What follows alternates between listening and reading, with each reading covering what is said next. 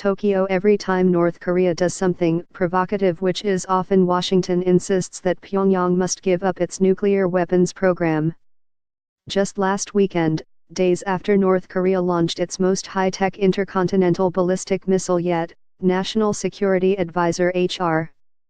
McMaster said that President Trump is committed to the total denuclearization of the Korean Peninsula.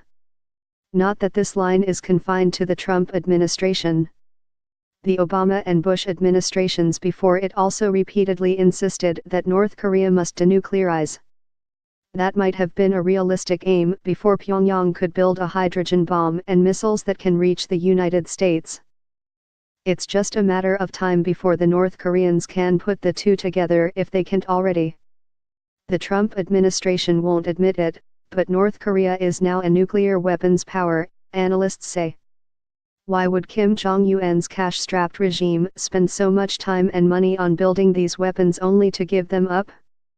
And even if they were prepared to bargain them away eventually, why would they do so now, when Trump and his top aides are threatening military action?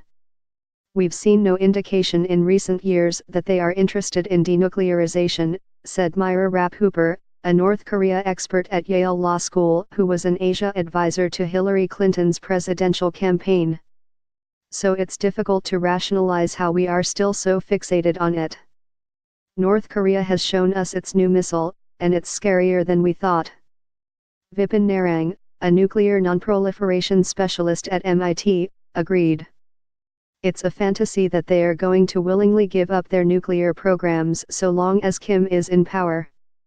He saw the fate of Saddam and Gaddafi. Why would he give up his nuclear weapons, asked Narang, referring to the former leaders of Iraq and Libya, both of whom are now deposed and dead. Trump's willingness to pull out of the international nuclear deal with Iran would only heighten North Korea's mistrust of a negotiated denuclearization agreement with the United States, he said.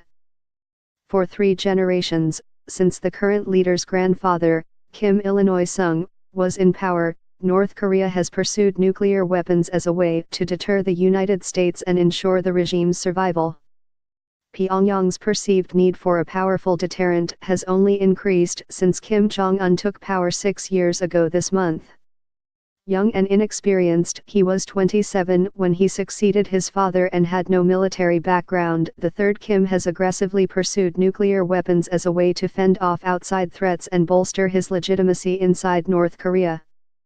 The only way you can convince them to denuclearize is to make nuclear armament costly enough to destabilize the regime, said Chun Young-woo, a former South Korean nuclear negotiator with the North. To do that would require a total economic blockade to suffocate the regime. Since coming to power, Kim has ordered 4 nuclear tests, including the September detonation of what his regime claimed and outside experts generally agree was a hydrogen bomb. At the same time, he has presided over astonishing improvements in North Korea's ballistic missile program, culminating last month with the launch of a missile that puts all of the United States technically within his reach.